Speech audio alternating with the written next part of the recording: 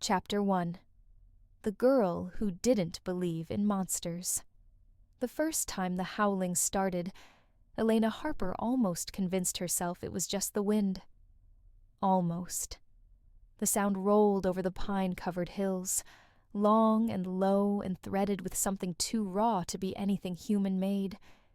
It seeped in through the thin walls of the cabin, into the spaces between her bones, and wrapped icy fingers around her heart. She froze halfway to the window, mug of chamomile tea trembling in her hand. Not again. Outside, the mountains of ash ridge rose like black teeth against a bruised purple sky. Snow flurries spun lazily in the dim light, dusting the crooked fence and the rusted truck parked out front.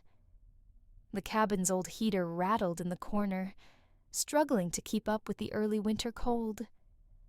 A place meant to be quiet, safe, forgettable. That's why she'd come here. She set the mug down on the sill and narrowed her eyes on the tree line. The forest stood a few 100 yards away, a wall of shadow and bristling pine. Between trunks, pockets of darkness gaped like open mouths. Nothing moved. No lights from neighboring houses, no passing cars. Nothing but the distant echo of the howl fading into the night. Elena's throat tightened. It was irrational. She knew that. Wolves didn't stalk people this close to town, and certainly not with the single-minded regularity these howls had taken on over the past week. Always near midnight. Always the same drawn-out note that wasn't quite threat, wasn't quite grief, but something in between. "You're being dramatic," she muttered to herself, reaching for the mug again. "It's just wildlife. It's a mountain town. That's what you signed up for." Silence pressed up against the glass, heavy and listening. She took a breath and exhaled steam into the cold air. It fogged the window, softening the forest into a hazy smear of black. Elena lifted a finger and absently traced a circle in the fogged glass. Then she drew a crown over the circle, the childish shape she'd scribbled in notebooks when she was 14, and naive enough to believe in fairy tales and happy endings. Queen of Nothing, her ex-boyfriend used to tease. Ex-fiancé, a bitter voice corrected. A different kind of ache flared in her chest, hot and familiar. That hurt more than the howl, the empty ring finger, the career she'd walked away from, the reputation she'd left smoldering behind her in the city. Running away, her father had called it. Blocking the screen when she'd tried to close the video call. Elena, you can't just disappear into the mountains because of one mistake. One mistake. One ruined trial. One witness she hadn't been able to protect. She blinked hard, forcing the memory down.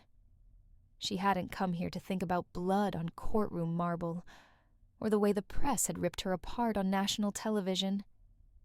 She'd come to Ashridge to breathe, to be small and unnoticed, to heal, and to pretend the world didn't have monsters. Another howl split the night. This one was closer. The mug slipped in her grasp and clipped the edge of the sill, sloshing hot tea over her hand. She hissed, jerking back. The howl cut short, as if she'd been heard. "Okay," she whispered, staring at the forest. "That was practically in my backyard." As if summoned by her nerves, the cabin's porch light flickered and went out, plunging the front yard into total darkness. Elena's heart lurched. "Seriously?" she breathed. "Now?" The power had been temperamental since she'd arrived last week, but it had never gone completely out. The heater sputtered once and fell still. The refrigerator hummed to a stop. Silence surged into the space where white noise had been. Outside, the wind picked up, rattling the bare branches of the tree by the porch. Snowflakes slapped against the window, clinging for a moment before melting. Elena swallowed. You're fine. It's a blown fuse. Or the grid. This is what happens in small mountain towns. You light a candle, reset what you can, and tomorrow you call the rental agency and complain. She grabbed her phone from the coffee table, thumbed the screen. No service. Of course. Something moved at the edge of the forest. She didn't see it exactly. Just a darker shape slipping between darker trunks, there and gone in a blink. Her breath caught. The hairs on her arms pricked. Another howl. Shorter this time, as if whoever made it was closer. Testing boundaries. Her boundaries. An irrational thrill of anger cut through the fear. She'd had enough of being cornered. By the press. By her boss. By her ex. By her own guilt. Not here, she thought fiercely. Not in the one place I chose for myself. She yanked one of the thick-knit cardigans from the back of the couch, shrugged it on, shoved her feet into boots, and grabbed the flashlight from the hook by the door. The old thing was heavy, the metal cool against her palm, comforting in its solidity. Don't be stupid, she muttered as she cracked the door open. You're going to check the fuse box, not chase mysterious howling things into the woods. You're not in a horror movie. The cold slapped her in the face as she stepped out onto the porch. Her breath came out in sharp clouds. The world had narrowed to black shapes and silver outlines. Snow glittered faintly under the weak sliver of moon. The forest loomed ahead, branches knitting together like claws. She clicked on the flashlight. A bright cone of light cut through the dark, illuminating the path to the side of the cabin where the fuse box waited. The beam jumped slightly with her heartbeat as she walked, crunching over frost-hardened earth. She paused at the corner of the cabin and looked back at the forest. Whatever you are, she said quietly, I hope you're more scared of me than I am of you. The night answered with a low growl. Elena froze. That hadn't been distant. It had come from somewhere between her and the tree line. The flashlight beam darted wildly as she searched, breath shallow. There. Two eyes hovered in the dark, catching the light and reflecting it back in a molten gold. Too low to be a man's, too high to be a stray dog's. The shape around them was massive, a shadow looming just beyond the reach of her light. Elena's fingers tightened on the flashlight. Wolf, she whispered, the words scraping her throat. The animal stepped forward just enough for her to see the outline of it. A broad chest, a heavy ruff of fur, shoulders rolling with barely leashed power. Its coat was dark, almost black, with subtle streaks of silver that caught the starlight when it moved. Snow clung to its paws. It was the biggest wolf she'd ever seen. It didn't advance. It just stood there, watching her, judging her. Oddly, the longer she held its gaze, the less like an animal it felt. There was a sharp, keen intelligence in those eyes. Hurt, too. As if no, not it, were studying her just as warily as she studied it. You're lost, she heard herself say, her voice barely more than a breath. The wolf's ears flicked at the sound of her voice. Its muscles tensed, as ready to bolt or strike. She couldn't tell which. This is insane, Elena. Go back inside. Slowly. Don't show fear. She shifted her weight, trying to take a step back toward the porch. The wolf's gaze dropped to her leg as she moved, then snapped back up to her face. A rumble rattled in its chest, low and warning. I'm not going to hurt you, she said, though her pulse was racing. See? I'm backing away. Just pretend I'm not here, and we can both get through this night, without becoming a cautionary tale. Then, absurdly, the wolf took a step forward. Snow crunched under its paw, the sound loud in the stillness. It was close enough now that she could see the way its breath steamed in the cold air, feel the weight of its presence like gravity. Her legs locked. The wild scent of pine and frost and something darker, like earth after a storm, brushed her face on the wind. Her stomach fluttered. Her fear sharpened into something else she refused to name. The wolf tilted its head, as if puzzled by her. "Okay," she whispered. "Now I'm officially talking to a wild animal. That's a new low." The corner of its lips twitched up. No, that was impossible. Wolves didn't smirk. "You're projecting, Elena. You just haven't spoken to anything but the cashier at the grocery store and your coffee machine in a week."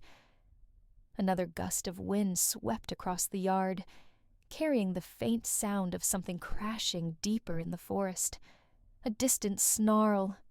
Another voice, this one harsher, rougher. The wolf's entire body went rigid. He, again, that ridiculous thought, turned his head toward the sound, ears flattening. A deeper growl rolled through him, shoulders squaring, as if answering a challenge Elena couldn't hear. Something else was out there. Something he didn't like. Before she could blink, the wolf shifted his stance, placing himself between her and the tree line. As though protecting her. Her breath stalled. The second snarl rose again, nearer now, echoing through the pines.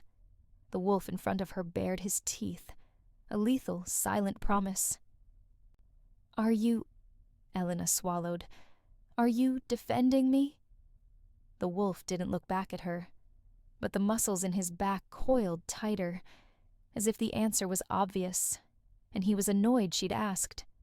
Her world narrowed to his broad shoulders, the ragged line of his fur, the way the air seemed to gather around him like a tide.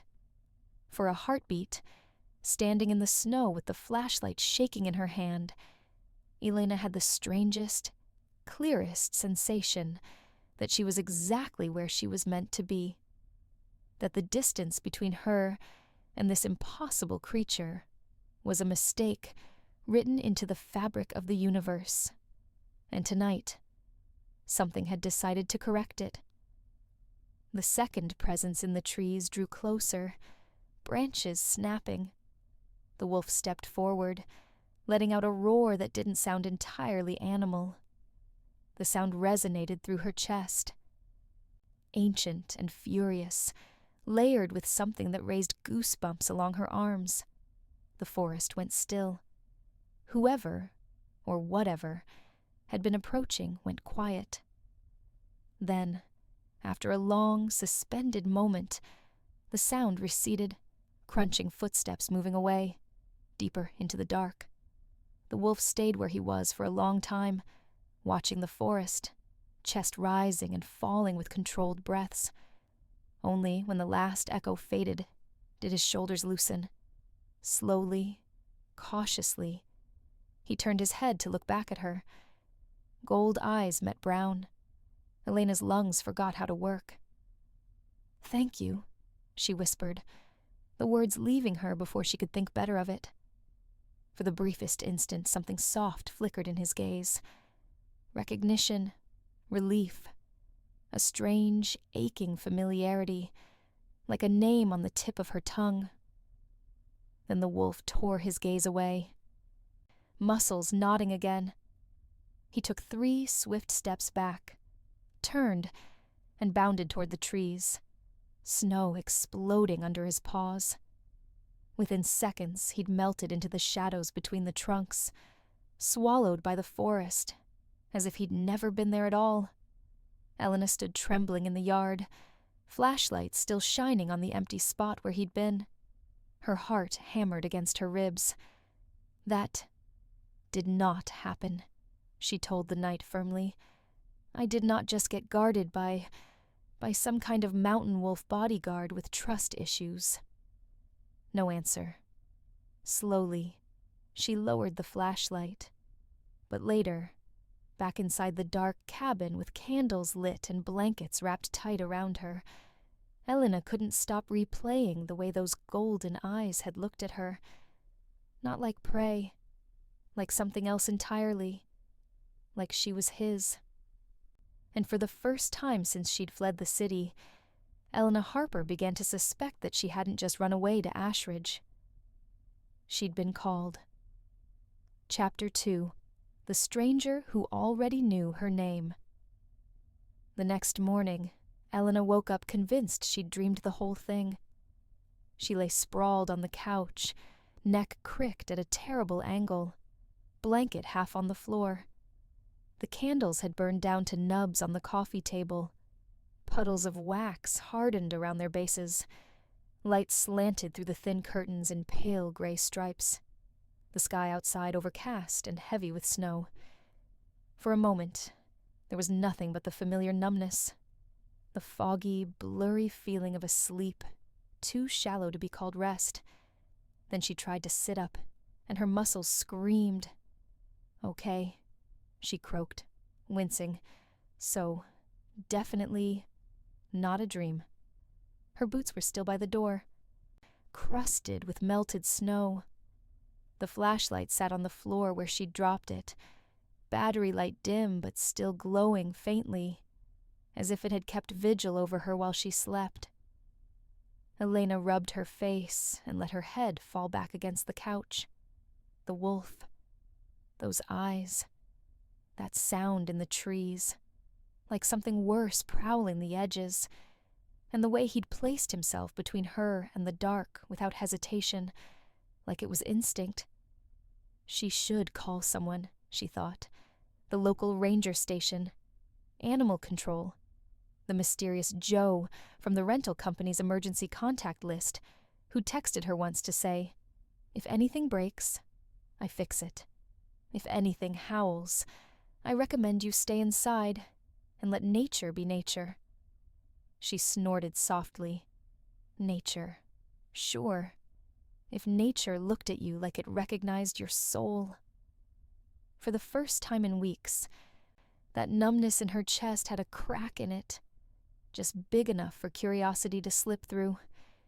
It was stupid, irrational, possibly dangerous. But she couldn't make herself regret stepping outside last night. Her stomach growled in sharp protest. Fine, she muttered. Food first. Existential crisis later. The fridge was humming again. Power must have come back at some point overnight. Still, the cabin felt emptier somehow, as if the night had stretched it out and hollowed new spaces in the walls. She made toast and eggs by rote, eating over the sink like she always did when she didn't have the energy to sit at the table. The phone on the counter flashed its usual mocking, "No service." Her eyes drifted to the forest. "You're ridiculous," she told herself, grabbing her keys. "Go into town. Buy real coffee. Pretend you're normal." Ashridge wasn't so much a town as a stubborn cluster of buildings that refused to acknowledge how far they were from anything. The main street sported a gas station, a post office, a hardware store, and a diner with a crooked sign that read Moonrise Cafe in peeling teal letters. A bell chimed as Elena pushed the door open. Warmth hit her, carrying the smell of bacon, coffee, and syrup. A few locals sat scattered in cracked vinyl booths, their conversations a low hum. A country song played softly from a radio behind the counter. Everything was wood-paneled and slightly outdated, the kind of place where everyone knew everyone else's order by heart, perfect for being invisible. She slipped into an empty booth by the window. Snowflakes drifted past the glass, lazy and indifferent. A woman in her 50s with tight curls and a coffee pot appeared at her table. Her name tag read Mara. "New face," Mara said, giving Elena a once-over that managed to be both assessing and kind. "You the one renting the Harper cabin up on North Ridge?" Elena blinked. "News travels fast." Mara snorted. "Hon, we've had exactly one real estate ad on the bulletin board for 6 months. You think we weren't all waiting to see who took it?" She poured coffee without waiting for Elena to ask. "Mara, I own the place." "You?" "Elena," she said, wrapping her hands around the mug, grateful for the heat. "And, yes, that's me. Welcome to Ashridge, Elena. And yes, that's me." A quick smile tugged at the corner of Mara's mouth. "You here for the season, or longer?" "I'm not sure yet." The truth slipped out before Elena could coat it with something more palatable. "I just needed a change."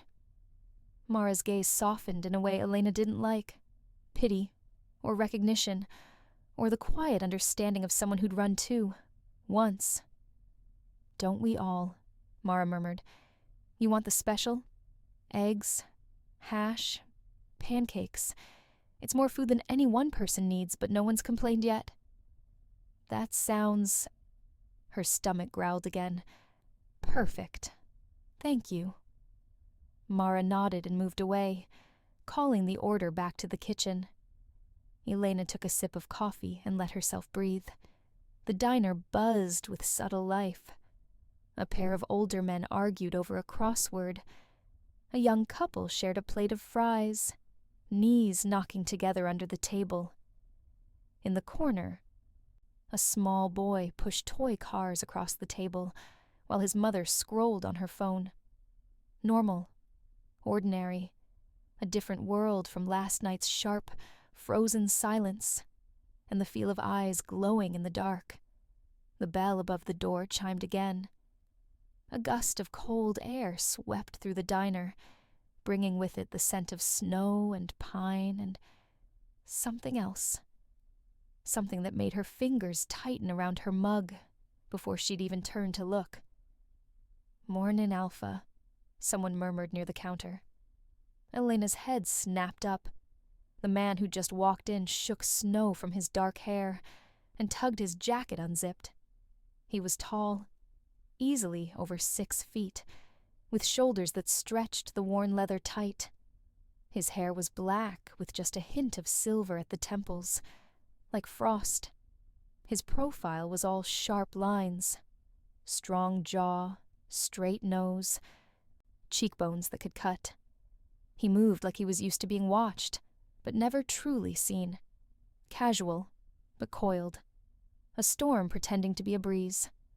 Mira appeared at the end of the counter, arms crossed. "You're late, Rowan." Rowan. The name slid through Elena like a note in a song she almost recognized. Rowan gave Mara a lazy half-smile. "Got held up." Mara's eyes narrowed. "You okay?" He hesitated, just for a heartbeat. "Fine." "Lie," Elena's instincts whispered. She didn't know why, but she was suddenly sure of it. Rowan turned slightly, and his gaze swept the diner. When it landed on her, the world narrowed to 2 points. His eyes and her.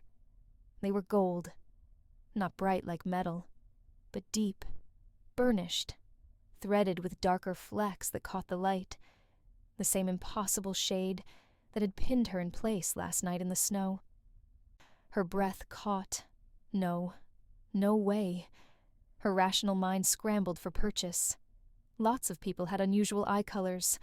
Golden brown. Hazel. It didn't mean... He froze. For a split second, something raw and unguarded flashed in his eyes. Shock. Recognition. Relief so fierce it was almost painful. It was gone as quickly as it came, shuttered behind a neutral mask. But she'd seen it. He knows me, she realized, heart hammering. But I've never seen him in my life. Had she? Maybe in a crowd, passing on the street, one face among many. But she would have remembered those eyes. She would have... "Rowan?" Mira's voice cut through the stretch of silence. Don't just stand there terrifying the customers. Come say hello like a human being."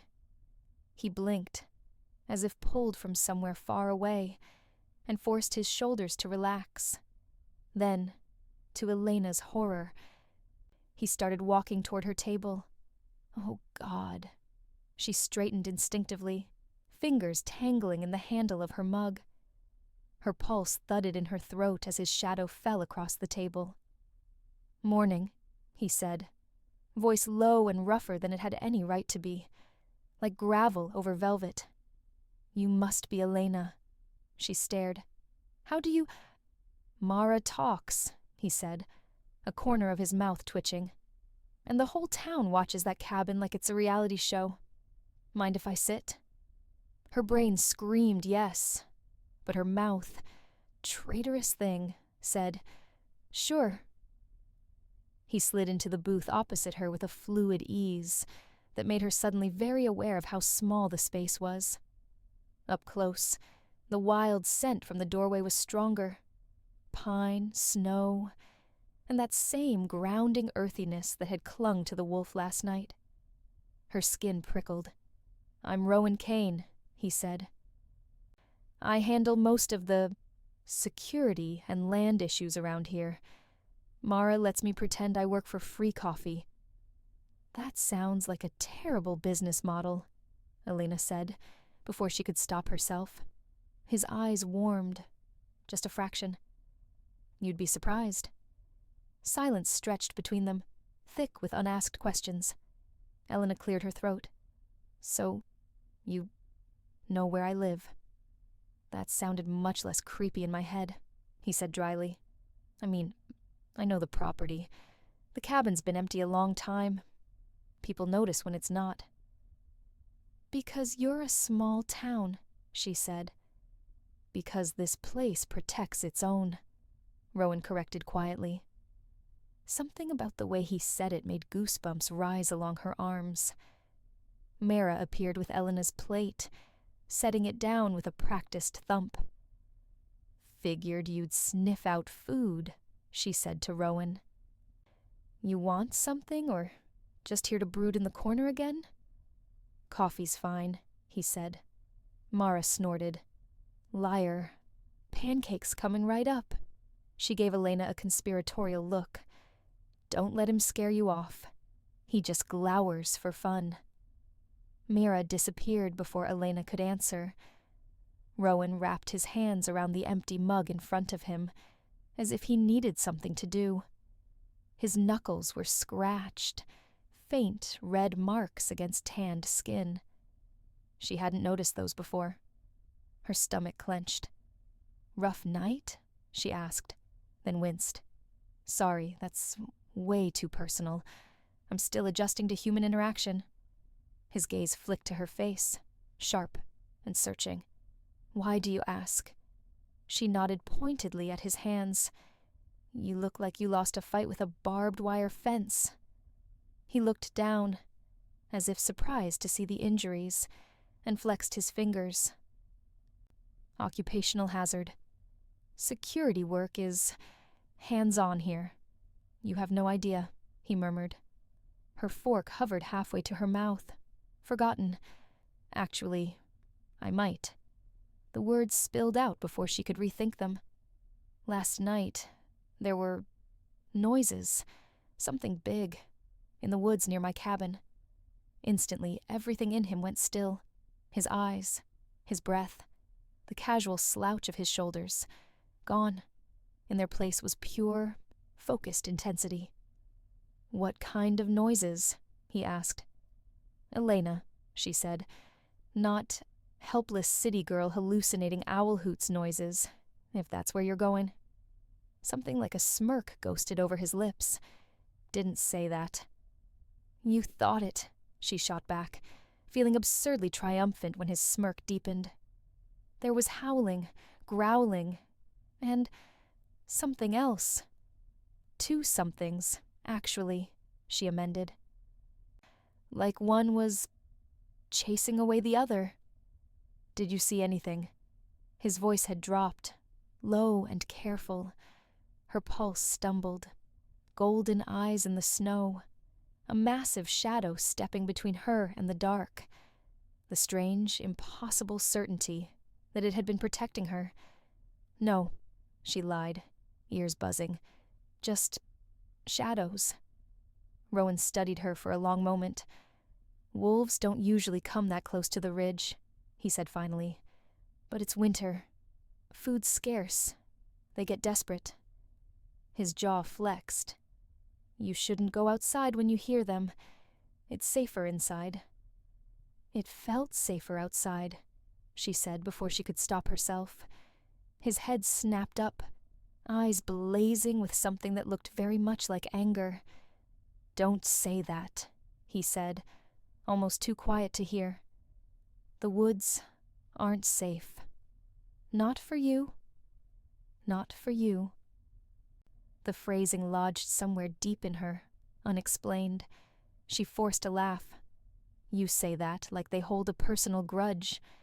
You don't know what they hold," he said, and for a moment his eyes looked older than the mountains outside, tired, haunted. "Promise me you'll stay inside at night. Lock the doors. Don't go inviting things closer." "Inviting? Just promise." There was steel in his voice now, an alpha command wrapped in velvet. Elena stared at him. Every independent, stubborn bone in her body wanted to argue, wanted to tell him she'd spent years dealing with monsters in suits and ties, and she was done being told what to do. But something in his gaze, urgent, almost desperate, made the words catch in her throat. "I promise," she said softly. He exhaled, a faint shudder in his shoulders, as if he'd been holding his breath without realizing it. Mara swooped in with pancakes for Rowan, clucking under her breath. The moment shattered, the tension slipping back into the background like shadows at noon.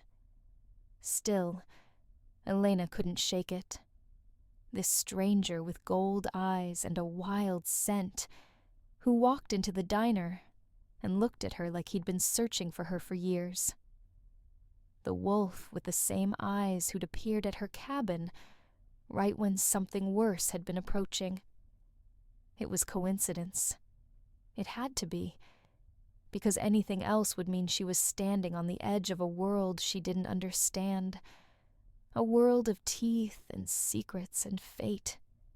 And Elena Harper had already seen what happened when she stepped into worlds built on rules no one bothered to explain. Still, later, after she'd paid and stepped back out into the swirling snow, she felt it again, that tug in her chest, that invisible thread stretching between her and Rowan Kane as he watched her from inside the diner, coffee cooling in his hands, like she'd been running her whole life, and fate had finally found her, and this time it wore the eyes of a wolf. Chapter 3. The man who smelled of winter and warning. The snow thickened as Elena made the drive back up the ridge, swirling across the road in delicate spirals. The truck's heater chugged unevenly, hot one moment, and barely functional the next, as though it too resented the climb. Pine trees bent under the weight of white powder, and the world was so quiet she could almost hear the whisper of flakes settling. Rowan's warning replayed in her mind with every turn. The woods aren't safe. Not for you. Not you shouldn't. Not be careful. But not for you. Like there was something specific about her that made the forest hold its breath. She tightened her grip on the steering wheel. "You're spiraling," she muttered. "He's a small-town ranger or whatever. They warn tourists all the time." Except she wasn't a tourist, and he hadn't sounded like someone reciting protocol. He'd sounded afraid. For her. Elena parked beside the cabin and sat for a moment, staring at the tree line. Daylight softened the forest, turning the shadows into something less threatening. birds darted between branches, scattering snow in cheerful bursts. Normal, natural, unsupernatural. And yet, she shivered. When she stepped out of the truck, the air was cold enough to burn her lungs. She pulled her coat tighter and headed for the porch, crunching across the hard-packed snow. The cabin looked the same as it had yesterday, weathered, lonely, waiting for her. But something felt different. Watched. Don't start, she told herself. This place is just remote, quiet. You've forgotten how to live without city noise. She reached the porch and stopped. Tracks, wolf tracks, large, perfectly spaced, circling the porch in a slow, deliberate loop. Not frantic, not random, a pattern. Her heart stumbled. She crouched, tracing the edges. Fresh, maybe hours old. A memory flashed, gold eyes glowing in moonlight, breath steaming in the cold, muscles coiled to defend her. It can't be the same wolf, she whispered. It's just... Ashridge is full of wildlife. Coincidence. But no other wolves had left tracks near the cabin all week. Only him.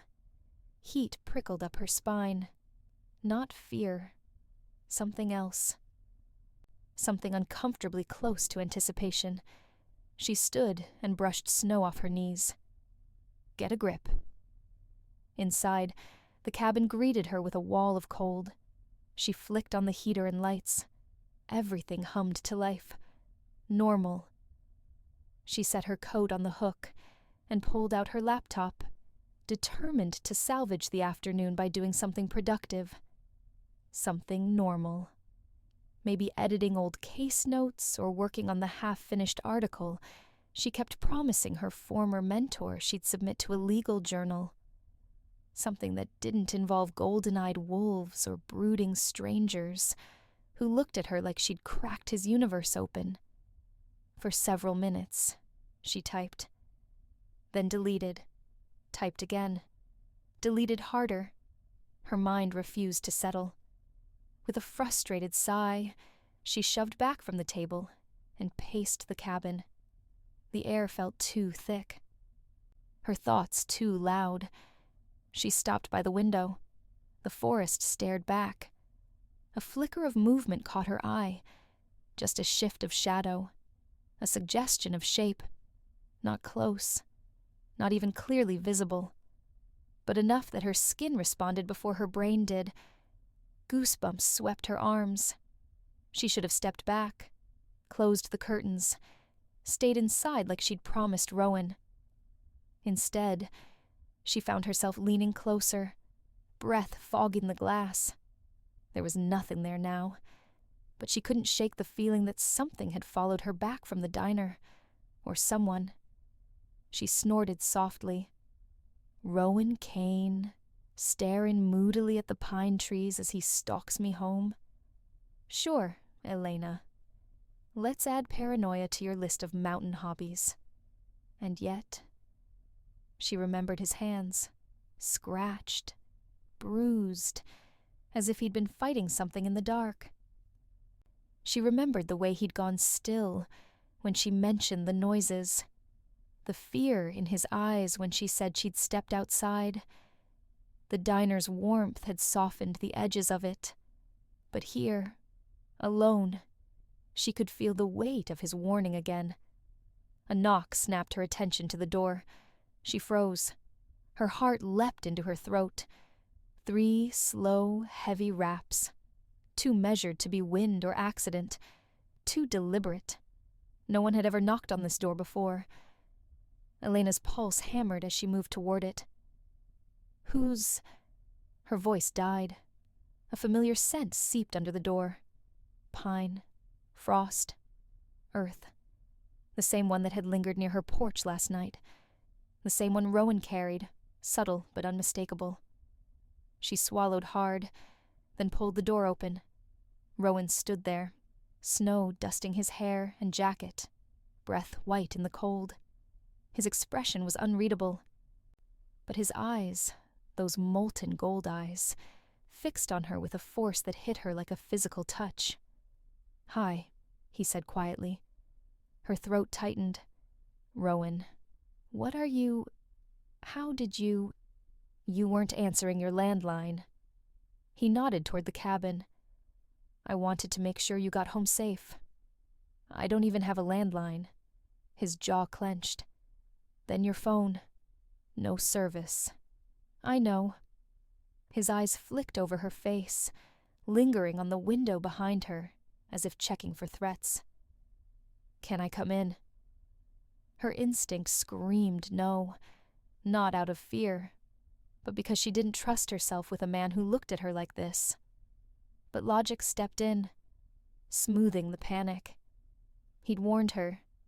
He'd come to check on her. "Yes," she said. "Come in." He stepped inside, shaking snow from his hair. The cabin suddenly felt too small, too warm, too full of a presence far larger than the man actually was. "What happened?" she asked. "You look like you barely slept." "I didn't." He spoke flatly, as if trying to hide something. "There was activity near your ridge last night." Her heart lurched. "Activity, as in wolves." His gaze didn't waver. "Two. One I know, one I don't." "You know one," she echoed, incredulous. A shadow crossed his eyes. "If they get close to the cabin again, I want you to call me." She blinked. "Rowan, I don't even have your number." "You do now." He set a folded slip of paper on the table. She hadn't even seen him take it out of his pocket. His urgency sat between them like a living thing. "Rowan," she said slowly, "why does it feel like you're telling me half of what's going on?" He stiffened. Her pulse jumped. "If something's wrong, I need to know. You can't just show up and tell me to stay inside because wolves are suddenly having turf wars in my yard." "It's not that simple," he said. "Try me." His gaze locked on hers, and for a moment, something ancient flickered there, something wild, something lonely. "Elena," he said softly, "you should never have come to Ashridge." The words hit her like a punch. She stepped back as if burned. "Wow, thanks. Great way to welcome the new neighbor." "That's not what I meant." He reached out, then seemed to think better of it and lowered his hand. "This place is dangerous. Not just the woods, not just the wildlife. Ashridge has history, rules, lines that shouldn't be crossed. And I crossed one by existing?" His jaw tightened. "You crossed it by being you. What does that even mean?" But he didn't answer. He stared at her as if torn between warning her further and dragging her out of the town entirely. His breathing was tight, controlled. "Elena," he said finally, voice like gravel. "Please, if you hear anything tonight, anything at all, don't open the door. Don't step outside. Promise me." She should have told him no. She should have demanded real answers. Instead, she whispered, "I promise." Relief washed across his features, raw and unguarded. Then he did what she least expected. He stepped closer, too close, and for one suspended moment, she swore the air crackled between them. His gaze dropped to her mouth, then snapped away, jaw flexing with restraint. "Elena," he murmured, almost broken, "you have no idea how hard it is to stay away from you." Her breath caught. "Then why do you?" "Because if I don't," he whispered, "I won't be able to protect you from what's coming." Before she could speak, before she could make sense of anything, he turned, opened the door, and disappeared into the falling snow, leaving Elena standing in the center of the cabin with her pulse racing, her heart trembling, and one terrifying realization settling deep into her bones. Whatever haunted the woods last night wasn't done with her, and neither was Rowan Kane. Chapter 4. The Wolf Who Wouldn't Stay. Gone. Snow fell harder through the afternoon, turning the ridge into a quiet white world where sound seemed to disappear before it touched the ground. The windows of the cabin fogged with ghost-like condensation as the heater rattled to keep up. Elena walked from room to room, unable to settle, Rowan's final words echoing through her mind like a pulse she couldn't quiet. You have no idea how hard it is to stay away from you. If I don't, I won't be able to protect you from what's coming. She wrapped a blanket around her shoulders and perched on the arm of the couch, staring at the slip of paper with his phone number written on it, in sharp, deliberate handwriting. She should toss it in a drawer. Pretend she didn't feel whatever she felt. Pretend she hadn't let his warnings and those golden eyes curl under her ribs. Instead, she folded the slip carefully and tucked it into her journal. The sky dimmed into violet. Dusk swallowed the edges of the trees. The forest became a single shifting silhouette, the kind that made her heartbeat quicken for reasons she refused to name. Every time snow cracked from a branch, she flinched. Every time the wind pressed against the window pane, she listened, waiting, dreading, hoping. When the first howl broke through the night, Elena's mug slipped from her hands and clattered onto the table. No, not again. It was closer this time. Not at the edge of the forest, between the trees near the clearing just beyond the cabin. A long, resonant call that vibrated in her chest like a plucked string. She closed her eyes, breath trembling. It's just wolves, she whispered. Wolves that have no idea who you are. But she knew better. This didn't feel like wolves. It felt like a summons. Another howl answered, deeper and rougher, farther away but drawing nearer. A challenge, a warning, something territorial and furious. Her pulse raced. 2 wolves. One she knew, somehow. One she didn't. Rowan's voice echoed through her memory. There were 2 last night. One I know. One I don't. Her hands shook as she drew the curtains closed. Stay inside. Promise kept. Good. Great. Fantastic. She backed away from the window. A thud hit the cabin's outer wall. Elena gasped, stumbling into the table. The impact wasn't light. It vibrated through the floorboards, a solid weight slamming into wood. Okay, she whispered. Nope, that's not a raccoon. That's not anything normal. A second thud. Then a low, rolling growl that made her bones tremble. The sound wasn't from the porch. It was from the back of the cabin. Her breath came fast, uneven. She forced herself to move, gripping the edge of the kitchen counter as she rounded the corner. The back window was frosted over, but a massive shadow paced behind it. Slow, deliberate movements that made her stomach twist.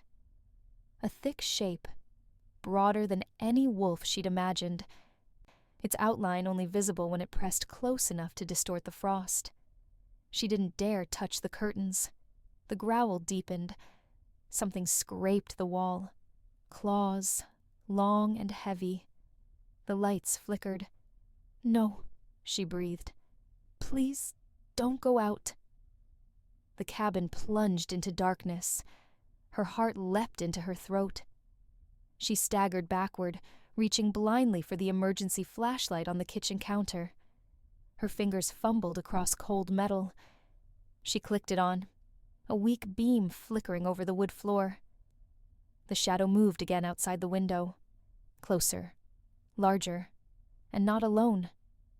Behind it, another shape darted between trees, faster, smaller, but with a predatory blur of motion that sent panic skittering through her chest. 2 wolves, one circling, one watching, and something in her chest tugged, sharp, urgent, instinctive. A pull toward the window, toward the larger shadow, as if her body recognized something before her mind did.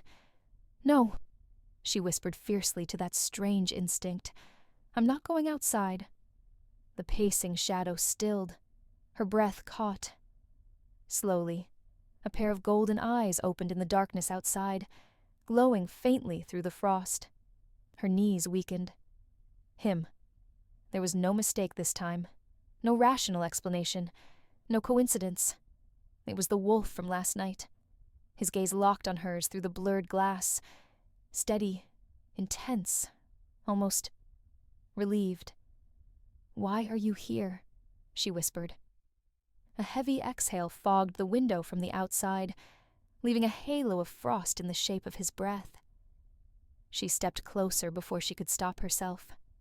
The wolf leaned forward too, pressing his weight against the outer wall, as though trying to anchor himself to her presence. Her chest tightened. Everything about him should have terrified her, but somehow it didn't. He felt like a storm she'd already survived. A danger that had chosen her, not as prey, but as something worth guarding. The second wolf appeared in a flash of movement near the tree line, snarling viciously.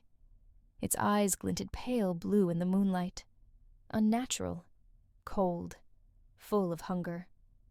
The golden-eyed wolf spun, placing himself fully between Elena's cabin and the intruder. The snarl he unleashed this time wasn't a warning.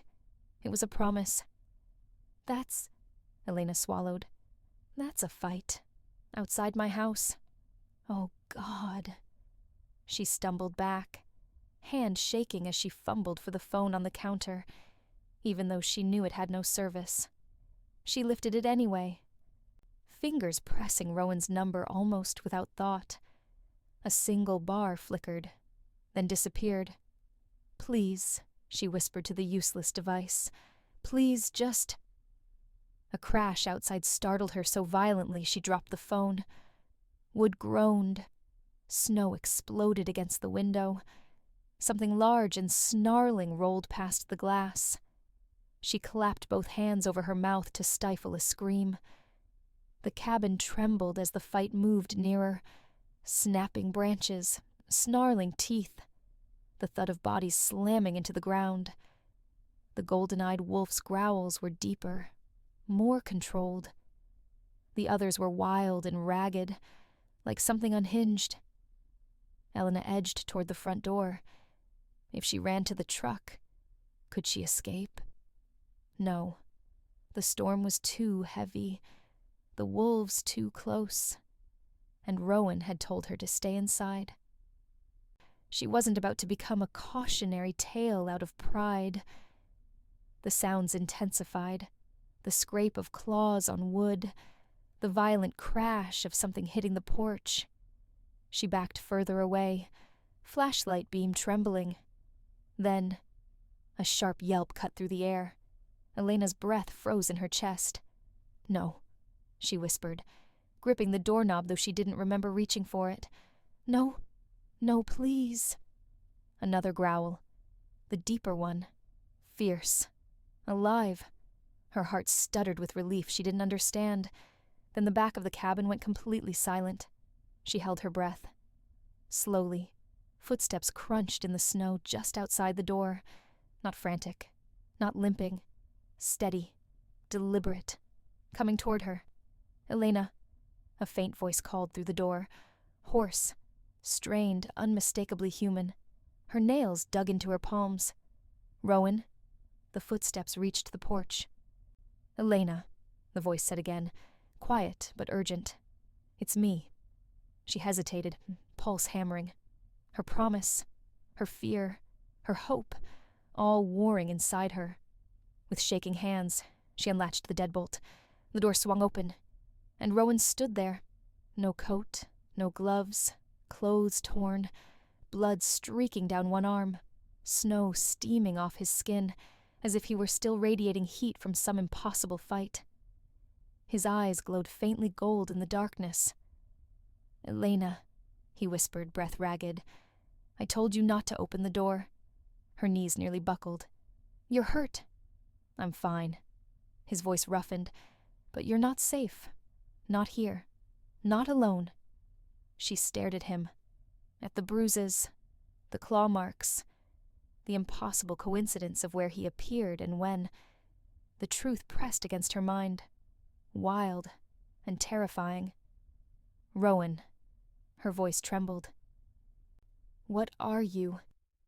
He closed his eyes, as if bracing for the question he could no longer outrun. When he opened them again, they glowed brighter. "Not what you think," he said quietly, "but not human enough to lie to you anymore." She staggered back as the wind swept around them, carrying the scent of pine, blood, and fate. And Rowan Kane, standing on her porch with the eyes of a wolf, whispered, "Elena, you need to know the truth. I'm the one who was at your door last night." Her world split open, and nothing would ever be normal again. Chapter 5.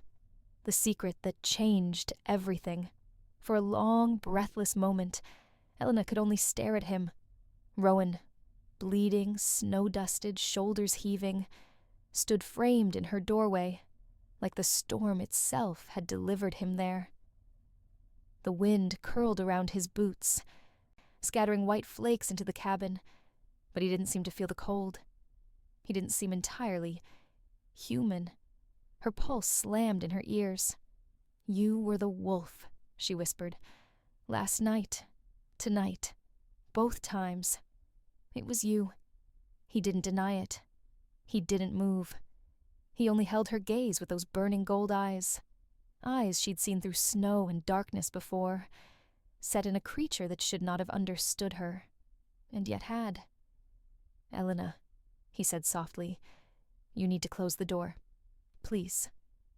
The word please shook her more than the rest, but her feet wouldn't obey. Rowan stepped inside, nudging the door shut with his shoulder.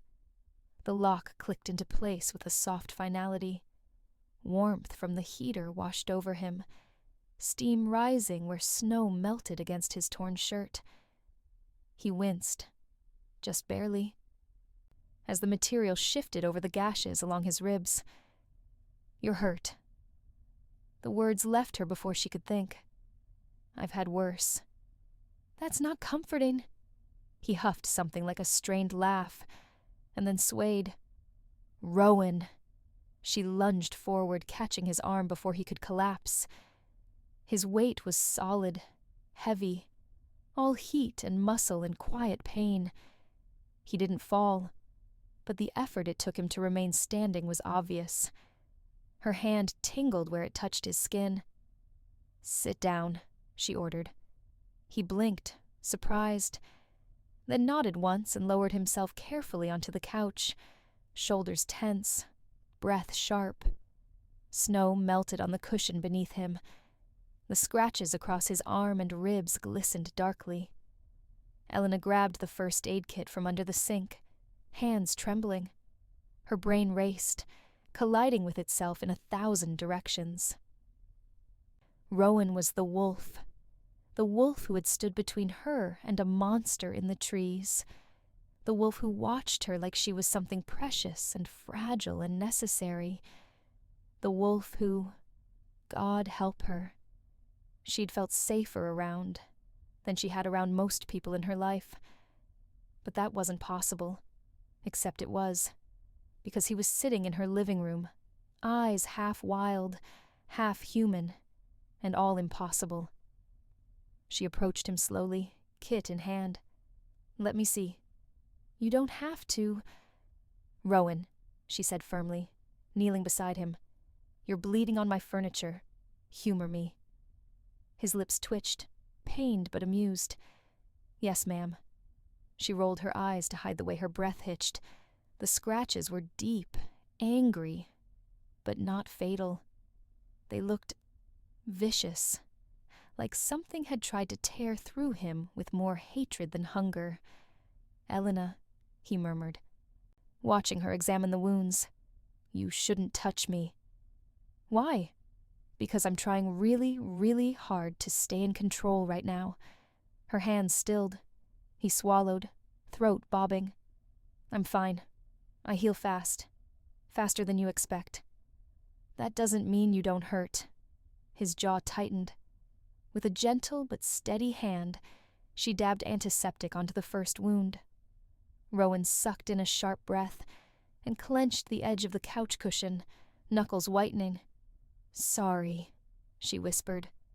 It's okay, he rasped. Does this happen a lot? You getting attacked? By things bigger than wolves? Bigger isn't always stronger. His voice roughened. And that wasn't a normal wolf. It hasn't been for years. Her heartbeat quickened. What was it? Rowan looked at her with an expression she couldn't decipher. Fear, maybe. Or regret.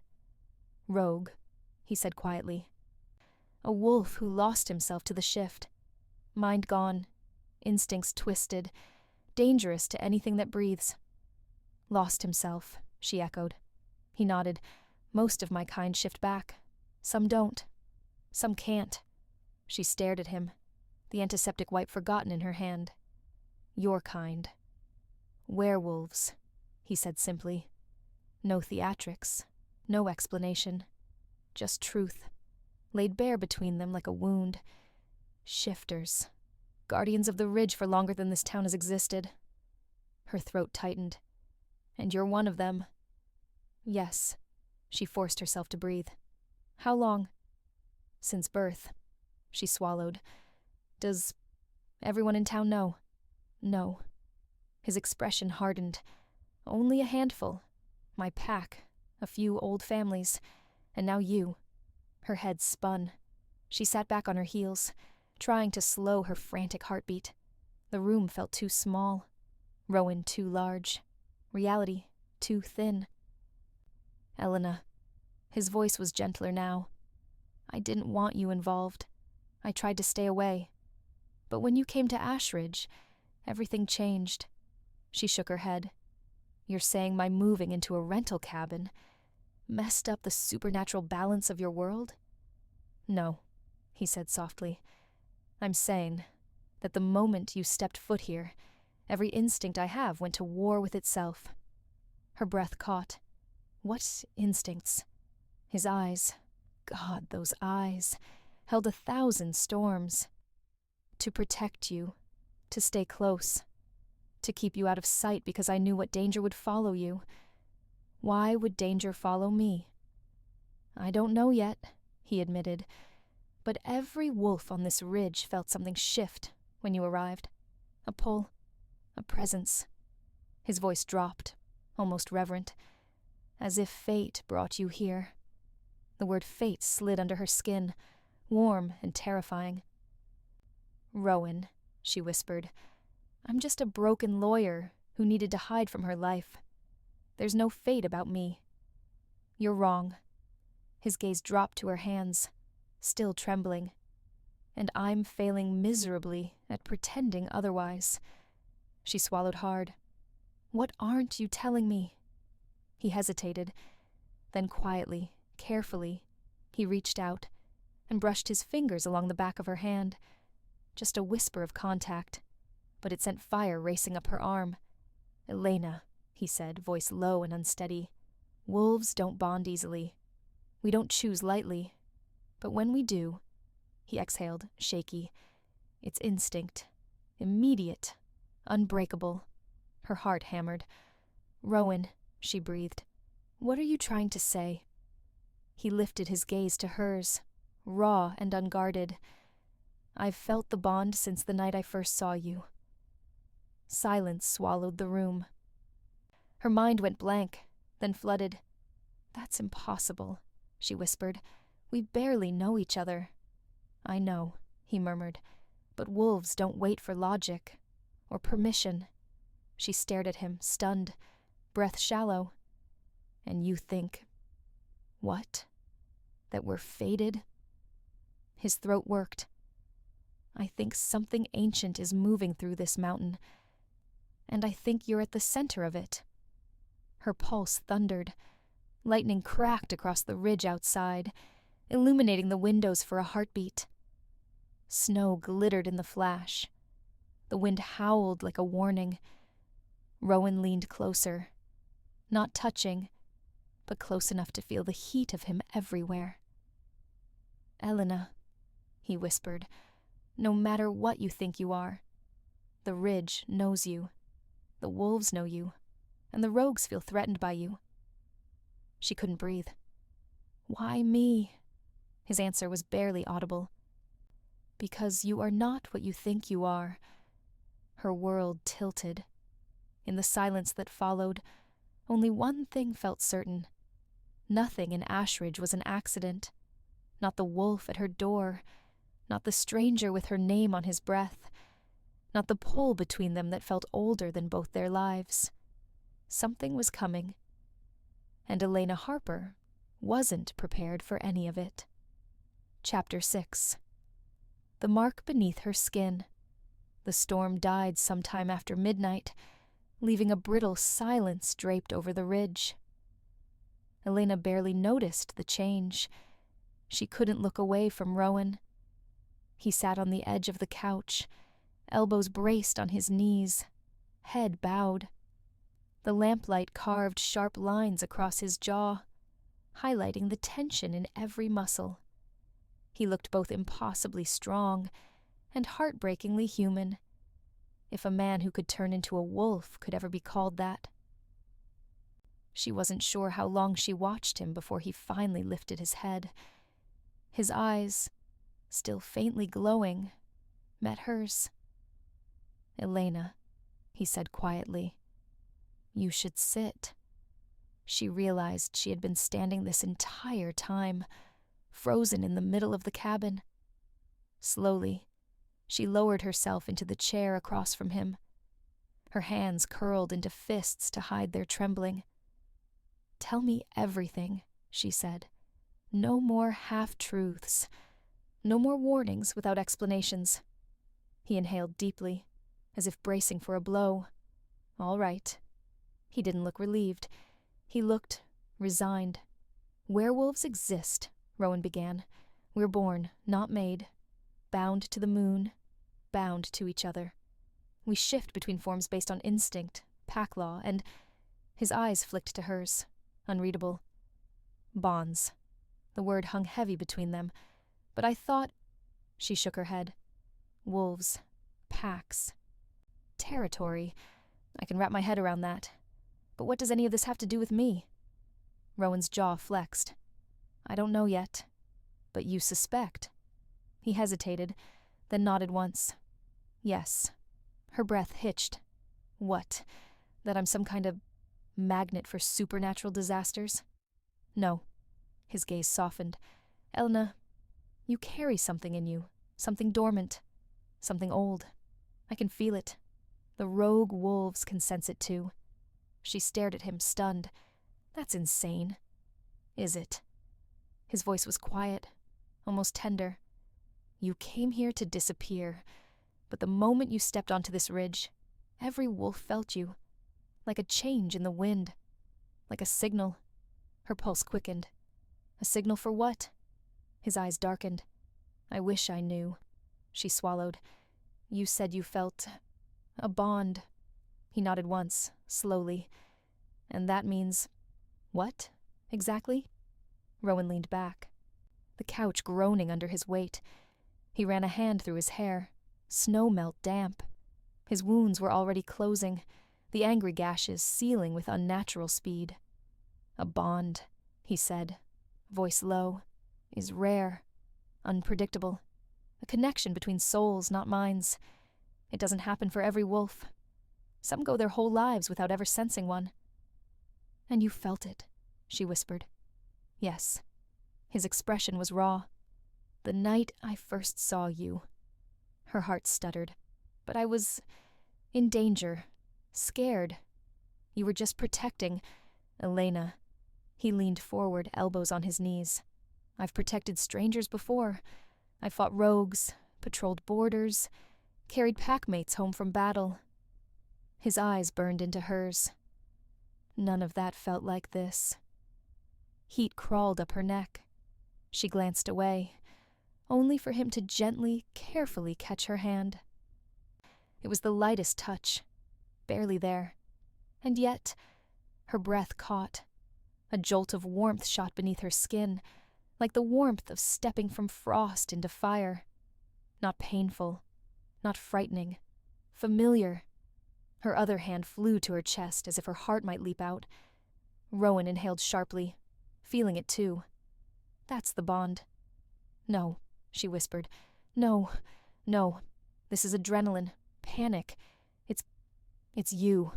His fingers curled gently around hers. And it's me. And I've felt it since the night I found you. Her voice trembled. Found me. Rowan froze. She stiffened. Rowan, what do you mean, found me? His jaw tightened. I didn't want to tell you like this. Tell me what? He exhaled, slow and pained. I saw you before you saw me, days before the wolves appeared. You were in the woods, gathering fallen branches after a windstorm. Her breath went thin. That day, I felt like something was watching me. It wasn't something, he said. It was me. Her stomach fluttered in fear. No, not fear. Recognition. Deep and startling. Why didn't you say anything? She whispered. Because the bond almost broke me that day, he admitted. Because if I got one step closer, I knew I wouldn't be able to walk away. And you deserved the choice to live your human life without me in it. Silence swallowed the cabin. Outside, the moon began to rise, heavy and bright and silver.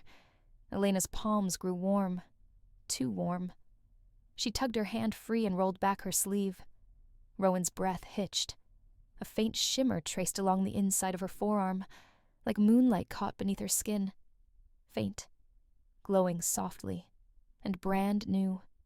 What is that? She whispered, voice trembling. Rowan stood in a single fluid motion. Elena. She looked up at him, heart pounding. That's a mark, he said, voice reverent. A lunar mark. A what? It happens to only one kind of human. His eyes were glowing now, bright and golden and awed. A mate destined for a shifter. Her stomach dropped. No, Rowan, I can't. It's not a mating claim, he said quickly. It's not binding. It's a sign, a warning, a promise. He stepped closer, slowly, like she was fragile. It means your life is changing. It means you were always meant to find us. No. Her voice cracked. I didn't come here for destiny. I came here because my life fell apart. Because I needed to breathe again. I didn't ask for any of this. Rowan's expression twisted with pain. Elena. I'm not a queen of wolves, she whispered bitterly. I'm not some mystical chosen anything. I'm just broken. His voice was rough when he answered. Maybe broken things are what fate uses to rewrite the world. Tears pricked her eyes. He stepped closer. Elena, he murmured, whatever you think you are. The ridge disagrees. She shook her head. I can't be the center of your world, or your pack, or your fate. I can't even hold my own life together. You held mine, he said softly. Last night, tonight, without knowing it. Her breath faltered. Rowan, what happens now?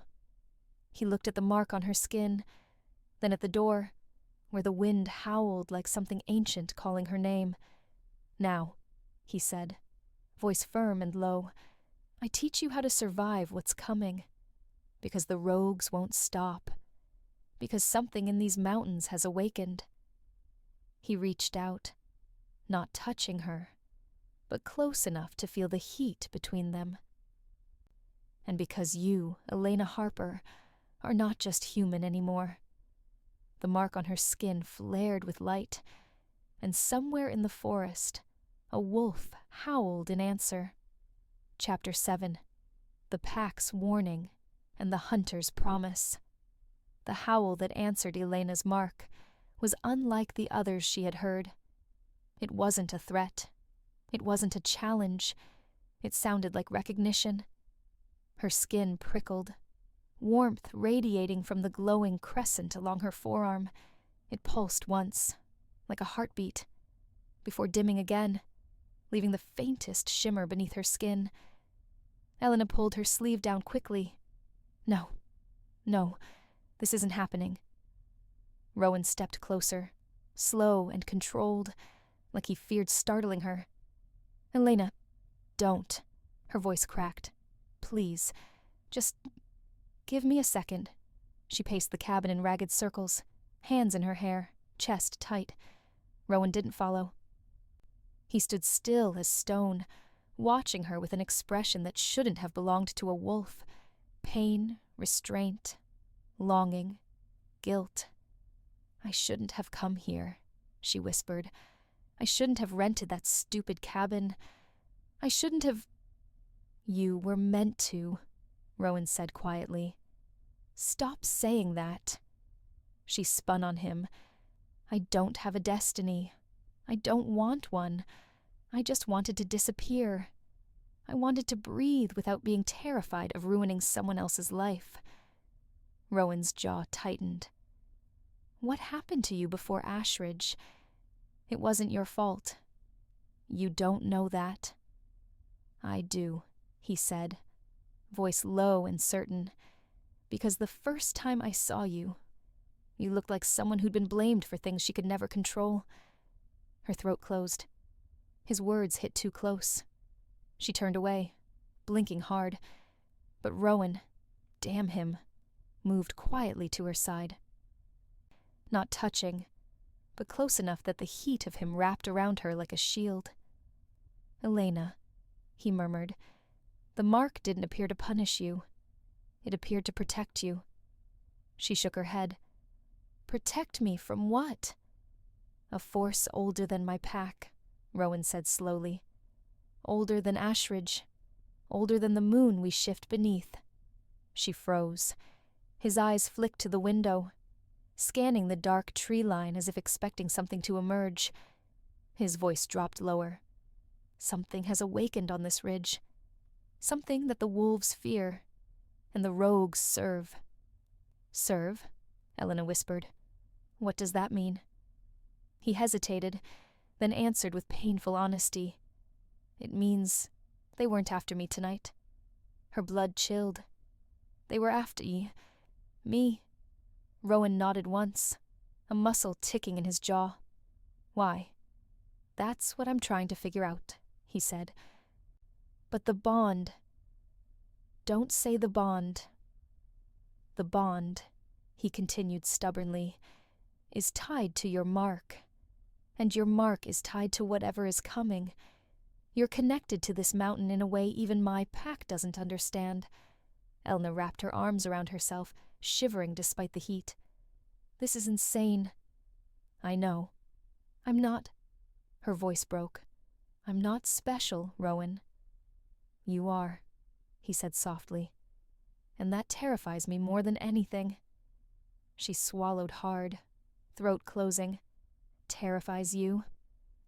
He looked away, because Rowan didn't hide fear well, but he hid vulnerability like it was currency. Elena, if the rogues sensed your mark before you did, the pack will sense it soon too. Meaning? Meaning I have to take you to them. Tonight. Her heart stopped. No, absolutely not. Rowan, your pack barely knows I exist. And every story I've ever heard about werewolf packs ends in someone not surviving the introduction. A faint smirk tugged at his lips. You've been reading the wrong stories. She glared. This is not funny. It's not meant to be. His smirk faded.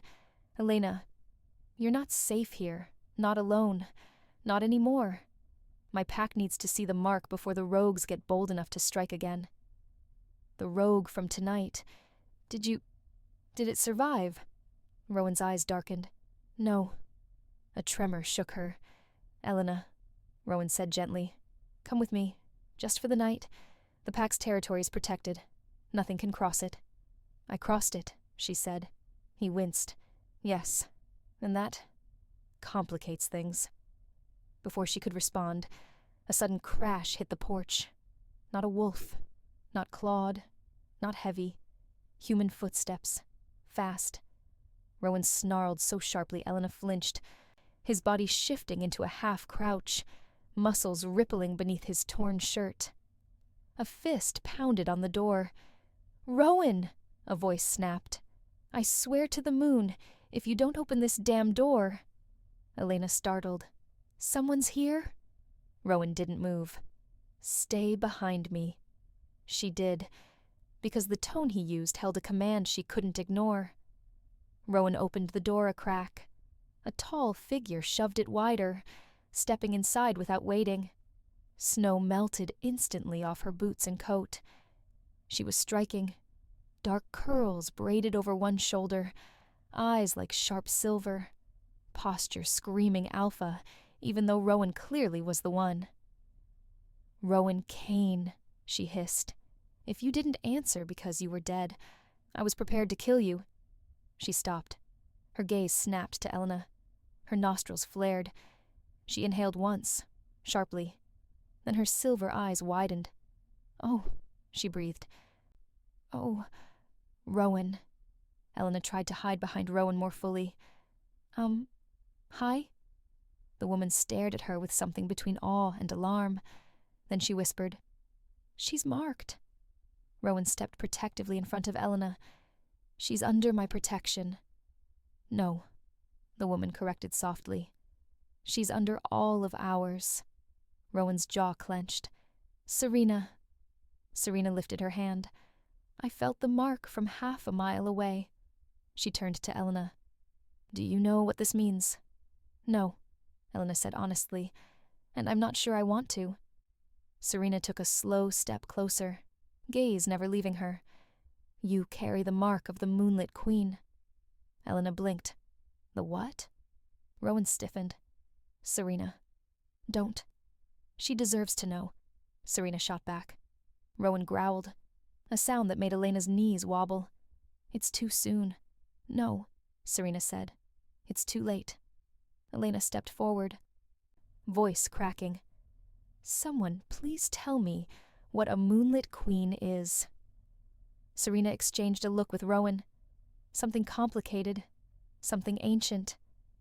Then she said softly, "The Moonlit Queen is the one human in a generation who can alter the fate of every wolf on this ridge.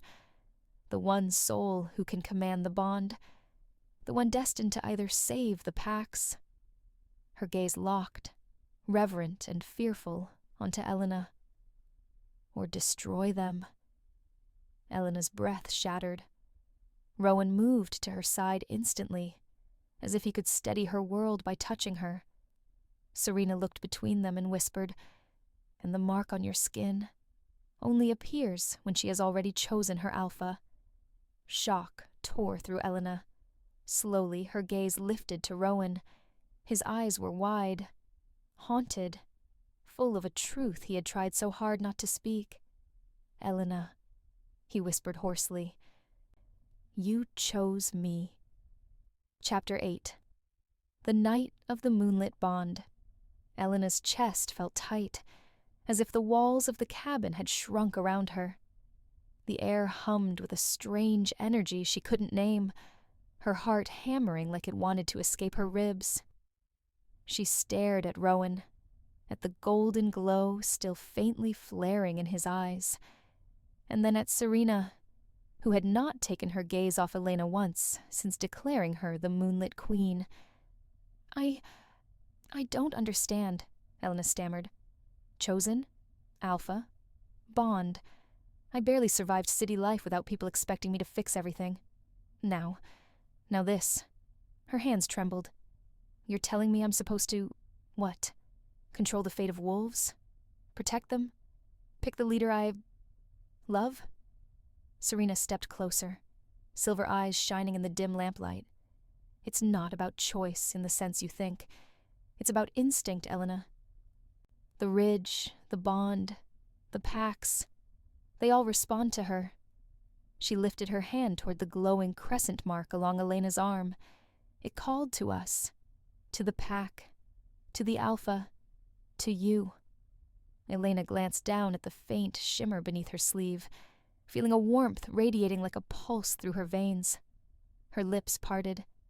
Called, to me. Rowan stepped closer, so close she could feel the heat radiating from his body. His golden eyes were sharp and intense, searching hers. Yes, he said low, almost reverent, and I couldn't resist it. I've been fighting it since the first night I saw you. I couldn't, not because I didn't want to, but because it's dangerous. For both of us. Elena's hands flew to her mouth. Dangerous? He nodded, his jaw flexed. The bond is real. It isn't just connection. It's primal. It's instinct. It's claiming. Once we acknowledge it fully, there's no turning back. Not for me. Not for you. Not for anyone. Her mind reeled. Claiming? Like I'd belong to you? No. His voice softened. Like you'd recognize the part of yourself that's always been mine to protect.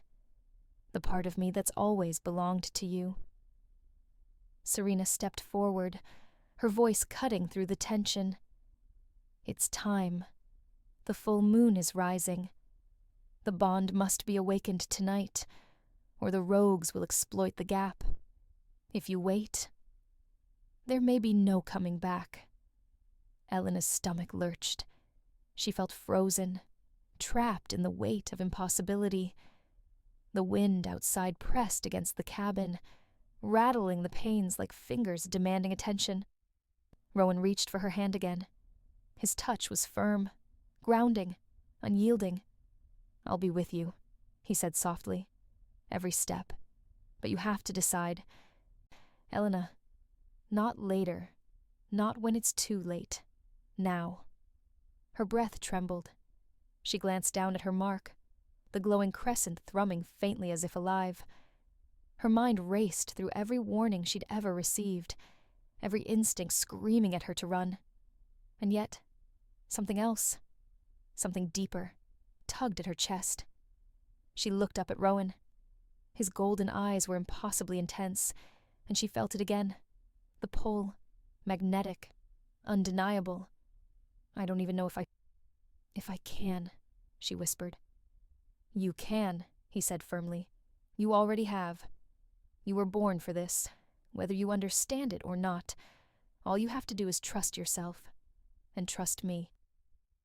A long silence stretched between them, broken only by the wind and the distant howl of a wolf that seemed to answer the call of the moon. Serena stood silently, watching, her expression unreadable but solemn. Finally, Elena nodded. Her hand tightened around Rowan's. Okay, she said, voice trembling but resolute. I trust you. Rowan's jaw softened slightly, relief and something else flickering across his face. Good. Then we begin. Outside, the snow glinted silver beneath the rising moon. The air itself seemed to vibrate with life. Elena felt the warmth of the bond surge along her arm, brightening beneath her skin. The cabin seemed to shrink around them, leaving only the two of them and the thrum of destiny coursing between their veins.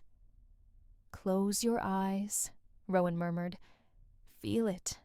Don't fight it. Her heart hammered. She closed them. A pulse of energy rolled through her body, gentle at first, then insistent, radiating from her mark and into the very ground beneath the cabin. She felt the forest, the ridge, the pack, all alive with attention. And then, a deep, resonant thrum beneath her ribs. Rowan's heartbeat, somehow in sync with hers. She gasped. Something shifted in the air, invisible but tangible. The temperature dropped and rose in impossible waves. The wind whispered through the cabin, voices she couldn't understand but somehow recognized. And then she felt it. The pull of the wolf, the man, the alpha toward her. Not possession, not dominance. Something older, fiercer, unbreakable. "Elena," Rowan breathed against her ear. "Now." Instinct and choice collided. She opened her eyes just in time to see his hand reach toward hers, golden light spilling from his gaze, the moon illuminating every impossible detail. The rise of the bond, the pulse of fate, the night she could no longer deny. The world narrowed to the two of them. The air between them hummed thick and alive. And then the ridge answered. The howl came, not from one wolf, but from all around, a chorus of acknowledgement, warning, and welcome. The rogues would not be able to strike tonight. Not yet. And in that moment, Elena Harper realized she was no longer just a woman hiding from her past. She was the Moonlit Queen, and Rowan Kane was hers. The snow swirled outside like silver fire, the forest holding its breath, and inside the cabin, 2 hearts and 2 fates beat together for the first time, unbreakable, undeniable, and bound beneath the light of the rising moon. Chapter 9. The Rogue's Revenge and the First Test of the Bond. The night stretched long and heavy over the ridge, but Elena didn't notice the hours passing. The bond throbbed beneath her skin like a second heartbeat, syncing with Rowan's every subtle movement. Every brush of his hand, every shift of his gaze, felt amplified through the pulsing energy coursing between them. She couldn't tell where she ended, and he began. And yet, safety was a fragile illusion. A distant howl broke the silence, a sound she had hoped never to hear again. It wasn't the usual territorial call. It was sharp, angry, and filled with malice. Rowan's entire body went rigid. He rose silently from the couch, snowflakes still clinging to his jacket from the porch earlier, and crossed to the window. His golden eyes narrowed, scanning the dark expanse of forest surrounding the cabin. "They're back," he said quietly, almost to himself. "The rogue." Elena felt her stomach tighten. "The one you fought last night?" He didn't answer immediately. His jaw flexed as he stared into the shadows, listening. "It's stronger than I expected. Smarter. It's testing the boundaries. And it knows you're marked." Her pulse stuttered. "Me? Why me? I didn't do anything." Rowan turned, his gaze sharp but strangely gentle. "That's the problem. You didn't choose to be marked. You just are. And creatures like that, rogues, sense power they can't control. They want to consume it, dominate it, or destroy it." Elena swallowed hard. "So what do we do?" He moved closer, his presence anchoring her in a way nothing else ever had. "We fight. Together." Her pulse jumped at the intensity in his eyes. She could feel it in her chest, in her bones, in the mark that flared faintly beneath her sleeve. The bond between them throbbed, like a living thread tethering their souls together. A sudden crash outside made them both spin toward the door. Rowan's posture shifted instinctively, muscles coiling beneath his torn jacket, his body already half shifted into readiness. "Stay behind me," he ordered, low and steady. Elena nodded, gripping the edge of the counter as the door rattled violently. A shadow lunged against the frame, claws scraping. Snow and splinters flew into the cabin. The rogue was testing the defenses. Rowan moved like liquid, opening the door just enough to meet the creature head-on. His growl rolled from deep in his chest, resonant and commanding. The rogue froze, snarling, golden eyes clashing against pale, icy blue. "Elena," Rowan said, eyes locking on hers. "Focus on me. Trust the bond. Trust yourself." Her heart pounded, mind racing. Trust herself. She was terrified, her body trembling, but the moment Rowan's hand brushed hers, warmth and power coursing through her, something primal and fierce ignited. The mark pulsed, responding, feeding off the bond. The rogue lunged.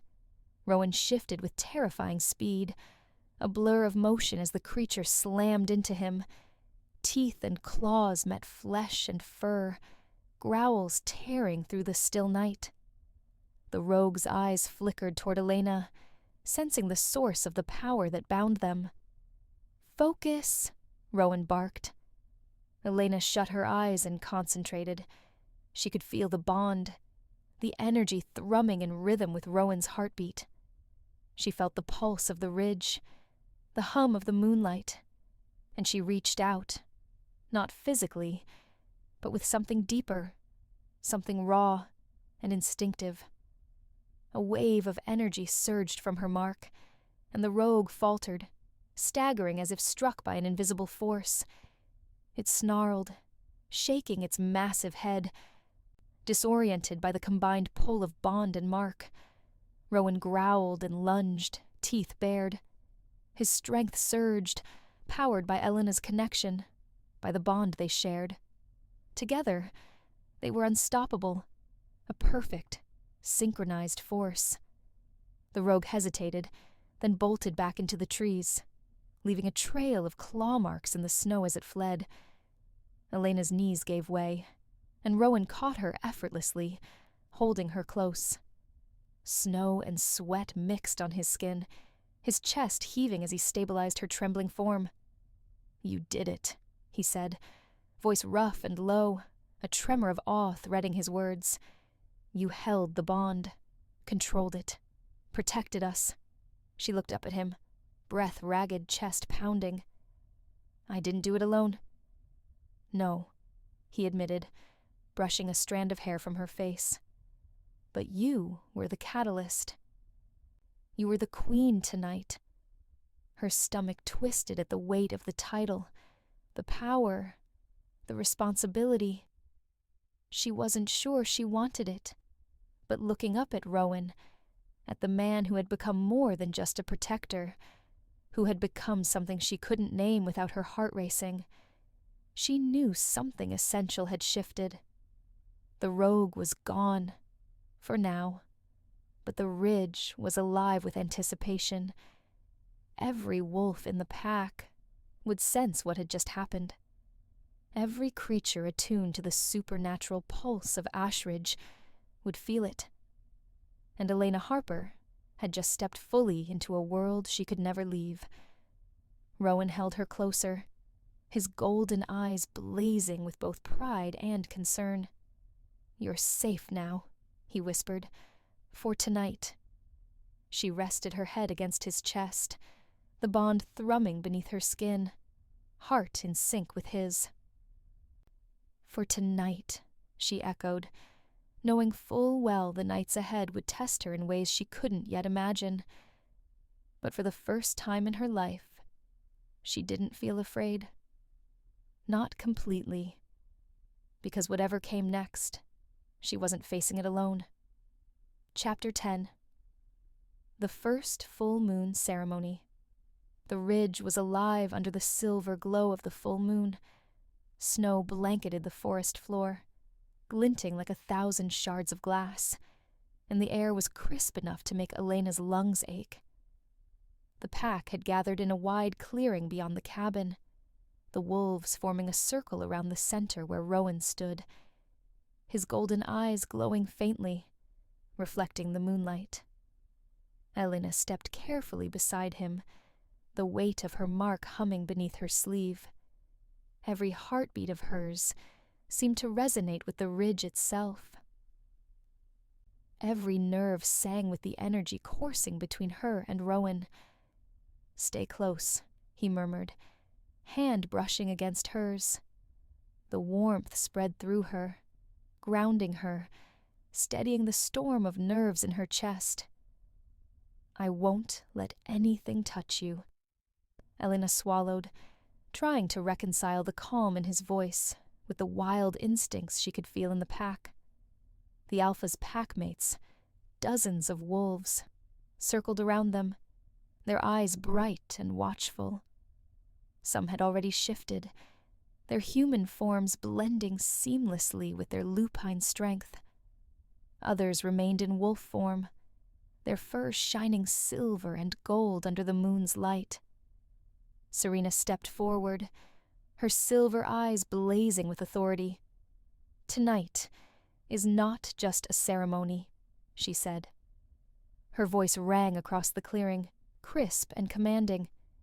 "It is the awakening of the bond, the recognition of the Moonlit Queen. Elena Harper, you will step into the heart of the ridge, and your power will be acknowledged by all." Elena's stomach twisted, nerves sparking from her toes to the crown of her head. She had expected danger, challenges, maybe even confrontation.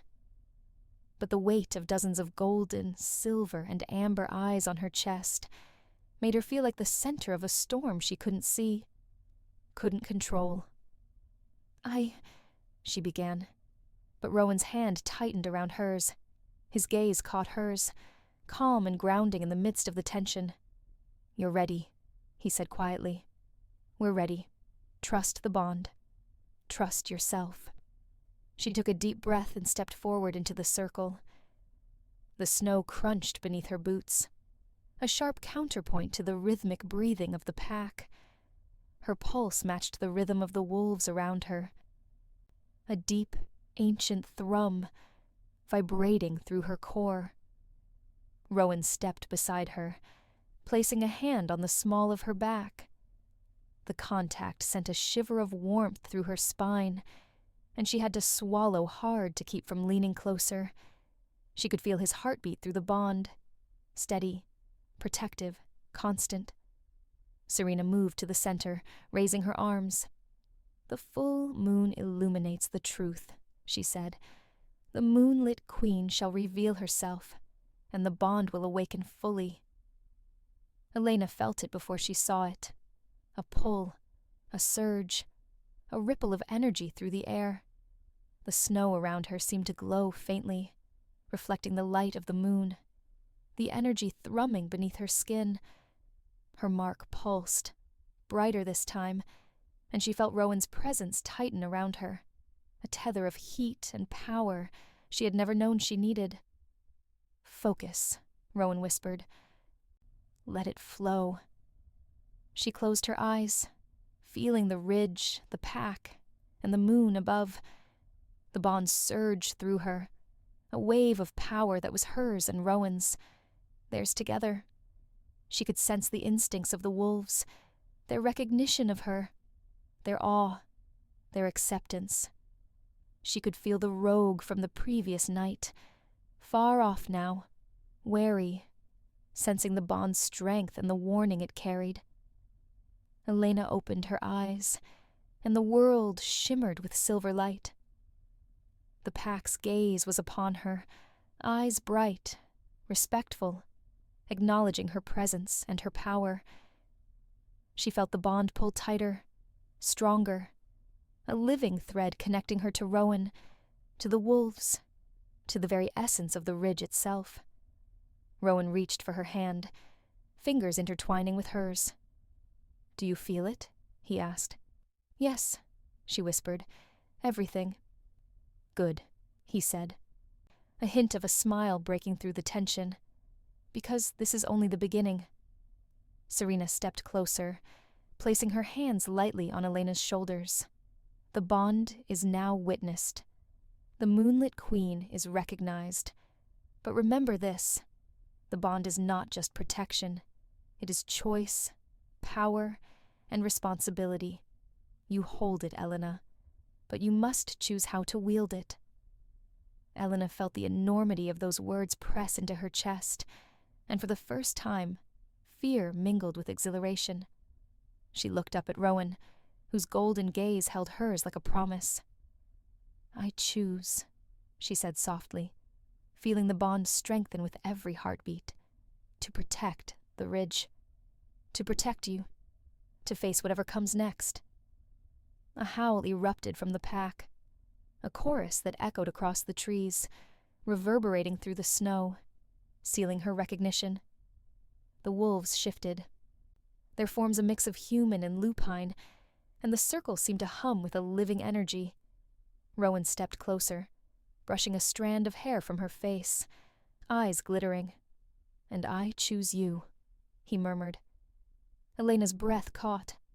"Rowan, we're bound," he said, voice low, intimate, and fierce.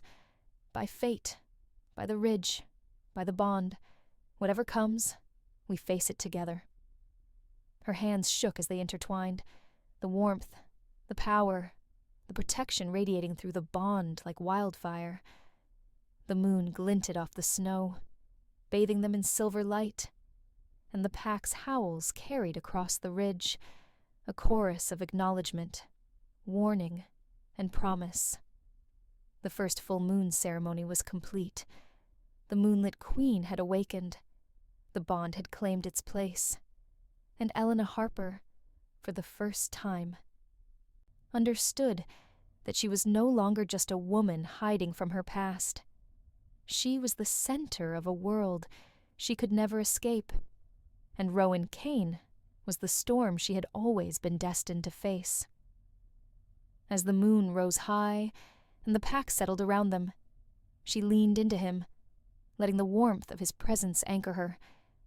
Tonight, the ridge was theirs.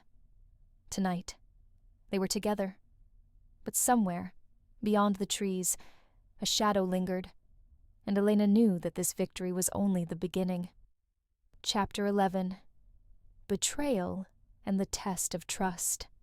The calm of the full moon night lingered like a fragile promise, but Elena knew better than to believe in promises. The ridge, alive with the pulse of the bond and the pack, still carried whispers of danger.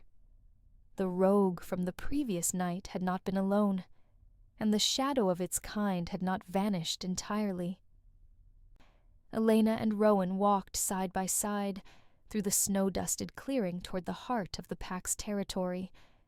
The wolves moved around them in a silent, watchful circle, their senses alert, muscles coiled.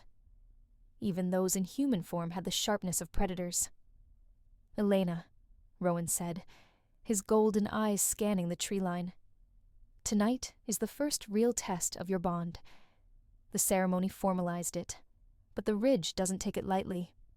If the rogue or its allies find you unprepared, they won't hesitate." Elena swallowed hard. "I thought, after the ceremony, I'd feel safe." Rowan's jaw tightened. "There's no safe here. Only choices, only survival, and trust." She glanced at him. Trust. The word felt heavy on her tongue. She wanted to trust him with her life, with her heart. But fear gnawed at the edges of her courage. Not of him. Never of him.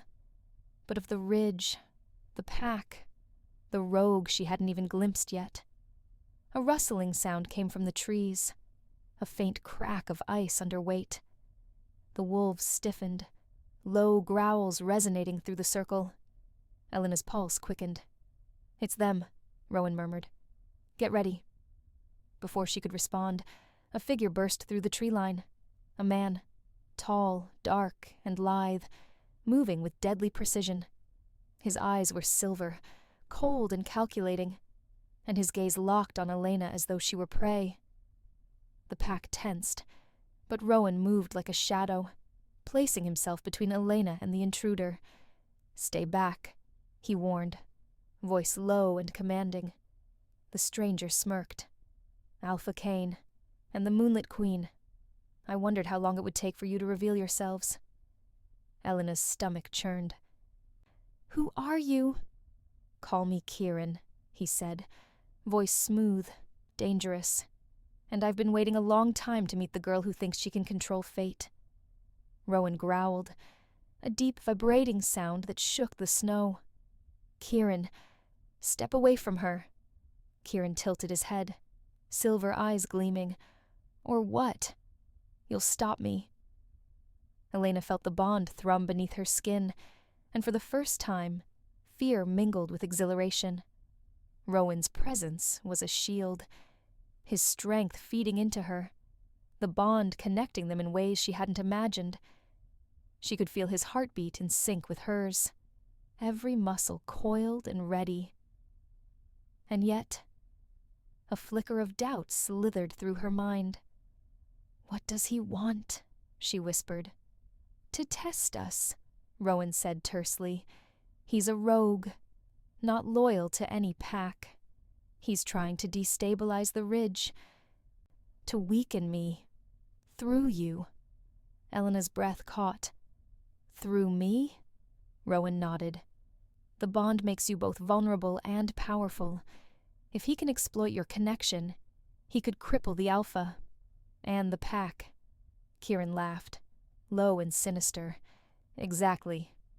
Before Elena could react, he moved, fast and precise, aiming to strike Rowan. But Rowan shifted in a blur of motion, blocking the attack effortlessly. Elena felt the surge of the bond, the pull of instinct guiding her hands. Without thinking, she reached out, and energy flowed from her mark. A wave of light surged toward Kieran, forcing him back, snow exploding in a halo around him. He hissed, baring teeth that weren't human. "You," he snarled. "You've bonded. You've activated her." Rowan's hand found hers instantly, grounding her. "Focus. Trust the bond. Trust us." Elena felt herself trembling, fear and exhilaration blending into a single current. The mark flared, responding to the rogue's aggression. The bond surged, connecting her to Rowan's strength, to the pack around them. She could sense the wolves' anticipation, their loyalty, their readiness to defend her. "Stay with me," Rowan whispered, eyes locking onto hers. She nodded, drawing in a deep, steadying breath. Then together, they moved. Not just defending, not just reacting, but striking as one. The bond between them hummed with a fierce, raw power that neither Elena nor Rowan had fully understood until this moment. Kieran faltered, caught between the energy of the bond and the pack's overwhelming presence. With a final, furious growl, he vanished into the trees, leaving only the echoes of his anger behind. Elena sank to her knees, trembling, and Rowan pulled her close, wrapping her in the warmth of his body. She could feel his heartbeat beneath her ear, steady and strong, grounding her still shaking frame. "You were incredible," he murmured, brushing snow from her hair. "The bond, it's stronger than I thought. And now we know what it can do." She looked up at him, eyes wide. I almost didn't trust it. Almost didn't trust you." He cupped her face gently, thumbs brushing along her cheekbones. "Trust is earned, Elna. And tonight, you earned mine. And mine, yours. Completely." The pack howled, a chorus of acknowledgement and approval that rolled across the ridge. The rogue had been driven off, but Elena knew that more challenges would come. She nestled against Rowan, feeling the thrum of the bond pulse between them. Fear and adrenaline still coursed through her veins, but so did something else. A fierce, unshakable certainty. Whatever threats arose, whatever rogues, whatever danger the ridge held, she wasn't facing them alone. And Rowan Kane was no longer just her protector. He was her alpha, her bond, and something far deeper than she had dared to imagine. Outside, the wind carried the faint echo of distant howls, but inside the circle of pack and bond, Elena Harper finally felt unbreakable. Chapter 12. The Ridge's Redemption and the First True Confession. The sun rose pale and silver over Ashridge, cutting through the last of the night's frost like a promise of renewal. Snow sparkled in the early light, and the ridge felt impossibly alive, every tree, every frozen branch, every creature attuned to the bond that now pulsed between Elena and Rowan. She stood beside him at the center of the clearing. The pack gathered around them in watchful silence. The first light of day caught the shimmer of her mark, faint now but still glowing, a reminder that her place on the ridge, and in this world, was real. Rowan's hand found hers, warm and grounding. His golden eyes scanned the pack, then rested on hers, steady, intimate, fierce. "Elena," he murmured, voice low, almost reverent. "You did more than survive the night. You claimed your place here. The pack recognizes you. The bond is fully awakened." She swallowed hard, still catching her breath from the night's chaos. "I didn't know I could do it. Fight. Like that." "You did," he said firmly, "and not just because of the bond. You're stronger than you know. Braver than most humans, or wolves, would ever be." Her heart thumped at the intensity in his gaze, the heat of his hand, the surge of the bond beneath her skin. "Rowan, He silenced her gently, with a finger pressed to her lips. "Shh." The pack stirred, a low chorus of growls and purrs and murmurs. One of the wolves, a large silver alpha with eyes like molten gold, stepped forward. His gaze swept over Elena, sharp and assessing, then softened slightly. "Moonlit Queen," he said, voice deep, commanding. "The ridge accepts you. Your power, your courage, your bond with Alpha Cain, all are acknowledged." Elena's pulse thundered in her chest. She could feel every wolf's recognition, every energy pulse of the pack attuned to her presence. This wasn't just acceptance.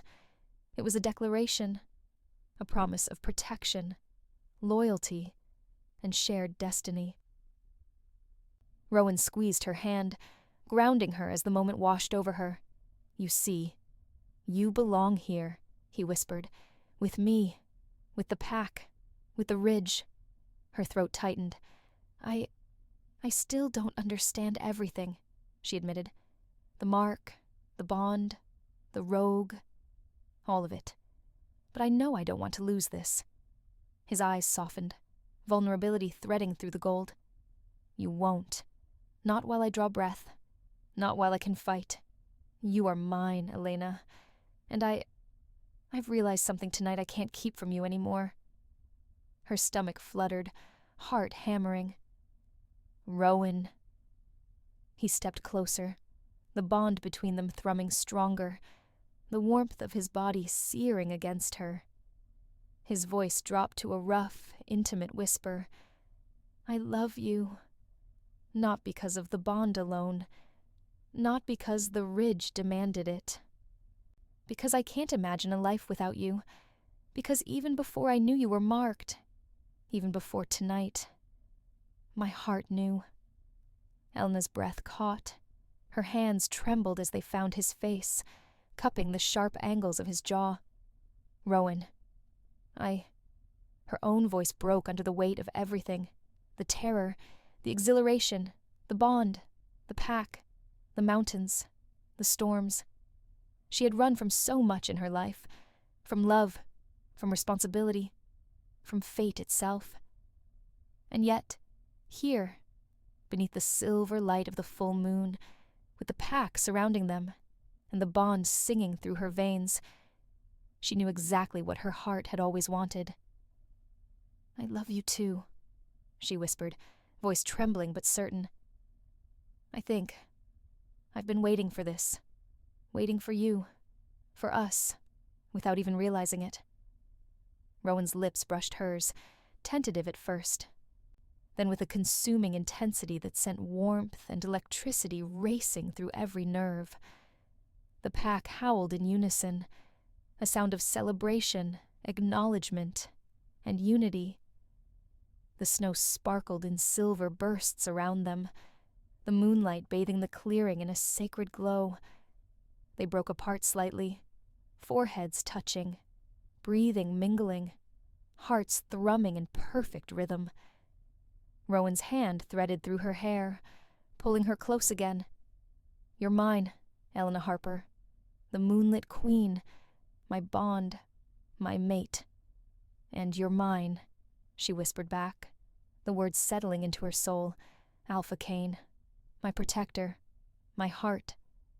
Around them the pack shifted, wolves and shifters alike forming a protective, reverent circle. The ridge itself seemed to hum with approval, the wind carrying a song of loyalty, power, and destiny. Elena felt a serenity she had never known. Fear and uncertainty still lingered.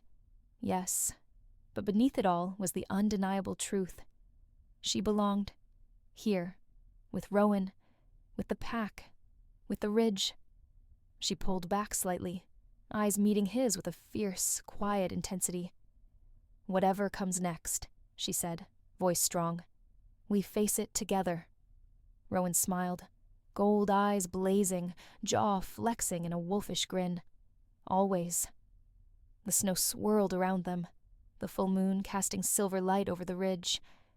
Wolves howled in celebration, echoing across the mountains. A chorus that carried their triumph, their union, and their destiny. And for the first time since she had arrived in Ashridge, Elena Harper felt truly, irrevocably home.